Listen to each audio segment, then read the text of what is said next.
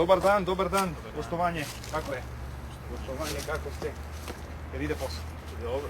Ide posao, odlično, tako treba omladino, odlično. Mi imamo program protiv laganja, laže. Ne laže on, znači to predstavlja jednu revolucionarnu stvar u svetu uopšte. Znate o čemu se radi? Radi se o detektoru laži. Znači ako neko laže, vi ga otkrijete. Ne znam da ste čuli, vi znate ko je William Clinton? Bill Clinton, američki predsjednik i to. Pa ste, čovjek je lagao. To je neverovatno kako je otkriven.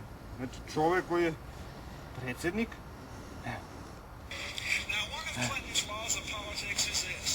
To reaguje. Evo vidite zvuk. Znači čim se osjeti laž, on reaguje. Mislim, najrevolucionarnije nešto, to je izraelska služba Mossad, oni su to smislili. Mossad, to su oni smislili. Isključivo detektuje govor, a nikakvu buku drugu ne detektuje. Evo, na primjer, vi sad možete slobodno da tapšete, približite se samo mikrofon da vas čuje, ovde. Da, znači tu se približite, tapšete i on nema šta da reaguje. Sad ovo je slučajno. Ajde to još jednom samo. A, reaguje. Kako reaguje, majko? Hoćete još jednom? Stanite, ovdje. Slobodno, da. Aha. Ne morate tu malo gore više, sve jedno. Znači, samo da ovdje ili ovdje? Tu ne može. Tu. Ajde, slobodno tapšite. Ništa da resetovat ću ja ovaj kompjuter, to je u redu. Što se tiče ovoga. Evo reću sad svoje ime i prezime, on neće detektovati. Čim nešto slažem, recimo da kažem da sam pobedio skoku u dalj. Ja. Nisam nikad skakao. Nikad? Nikad nisam skakao u dalj. Nikad.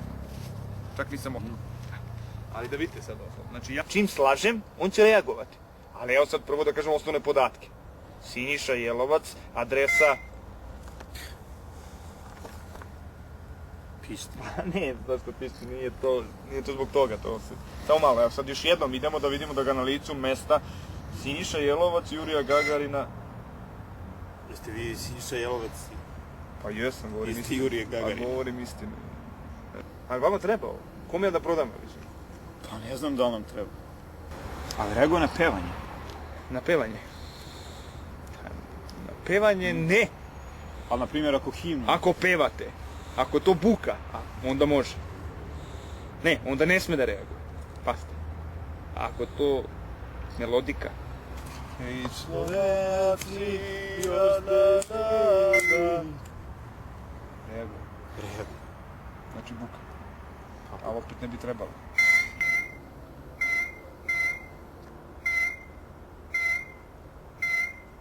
Mislim, sigurno garantujem, samo je to kupite, to je sigurno radi, to proverava. Pa evo, provereno. A ako mi ne kupimo?